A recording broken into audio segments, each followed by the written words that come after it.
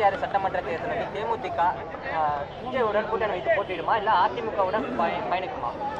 விஜயுடன் நாங்கள் கூட்டணி அமைப்போமான்றது நீ விஜய் தான் கேட்கணும். நாங்கள் 20 வருஷ கட்சி, இந்த கேள்வி எங்ககிட்ட நீங்கள் கேட்கக்கூடாது, புரியுதுங்களா?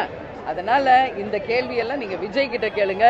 ஏற்கனவே நாங்கள் எந்த கூட்டணியில் இருக்கிறோம் என்பதை ஒவ்வொரு பத்திரிகையாளர் சந்திப்பிலும் நான் சொல்லிட்டு தான் இருக்கேன்.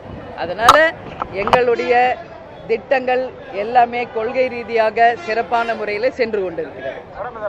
அதிமுக கூட்டணியில தேமுதிக இடம்பெற்றிருக்கிறது. அதிமுக பொதுச்செயலாளர் திரு எடப்பாடி பழனிசாமி நடந்த பாராட்டு விழாவில் மூத்த அமைச்சர் செங்கோட்டையன் பங்கேற்கல. முன்னாள் அமைச்சர், ஒரு சிட்டிங் எம்எல்ஏ, ஒரு மூத்த நிர்வாகி.